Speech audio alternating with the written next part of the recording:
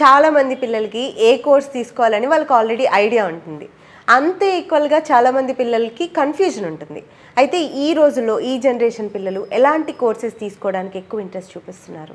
So good question ఇది యాక్చువల్గా. ఎందుకంటే మనం లాస్ట్ ఒక 3-4 ఇయర్స్ నుంచి చూస్తున్నాం అనుకోండి, ఎస్పెషల్గా artificial intelligence and machine learning ఈ 2 బ్రాంచెస్ మీద ఫోకస్ ఎక్కువ పెడతారు. అండ్ దట్ టు అండ్ సిఎస్సిలు కూడా మనకి Marwadi university side and 2 or 3 additional branches వచ్చినాయి మనకి. అండ్ డేటా సైన్స్ అని ఉంటుంది ఒకటి, లేకపోతే మనకి సైబర్ సెక్యూరిటీ అని ఉంటుంది, అండ్ ఐఓటీ అని ఉంటుంది.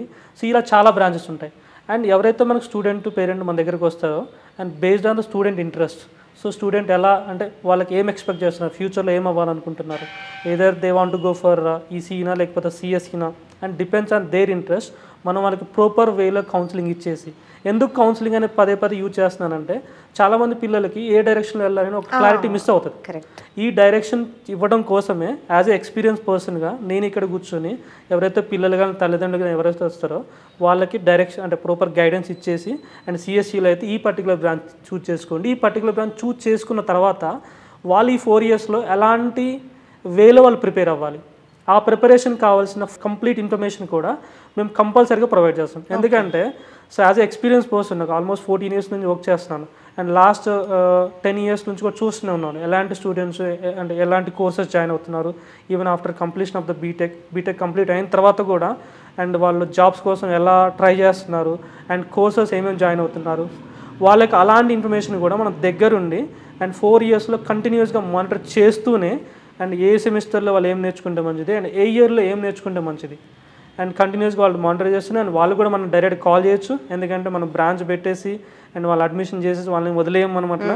ఎందుకంటే ఆ ఇన్ఫర్మేషన్ ఇస్తేనే వాళ్ళకి మనకి అండ్ వాళ్ళకి కూడా ఫ్యూచర్ బెనిఫిట్ అవుతుంది.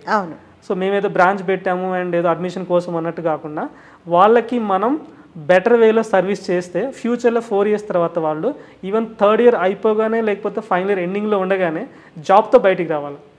అండ్ ఆ ఇంటెన్షన్తోనే ఎస్పెషల్గా మనం ఫుల్ అండ్ ఫైనల్ మన కంప్లీట్ గైడెన్స్ ఇస్తూనే ఉంటాం. ఆ తృప్తి కూడా మీకు దక్కుతుంది 100% అండి. అలాంటి తృప్తి ఉంటేనే నెక్స్ట్ మనకి పేరెంట్స్ నుంచి కానీ లేకపోతే పిల్లల నుంచి కానీ ఫ్యూచర్లో మనకి మంచి ఫీడ్బ్యాక్ రావచ్చు. అట్ ద సేమ్ టైం వాళ్ళు కూడా మనకి బెటర్గా రిఫరెన్స్ కూడా ఇవ్వచ్చు. లాస్ట్ ఇయర్ కూడా మనకి లాస్ట్ ఇయర్ జాయిన్ అయిన పిల్లల దగ్గర నుంచి కానీ లేదా పేరెంట్స్ దగ్గర నుంచి కానీ మనకి చాలా రిఫరెన్స్ వస్తున్నాయి, కాల్స్ వస్తున్నాయి.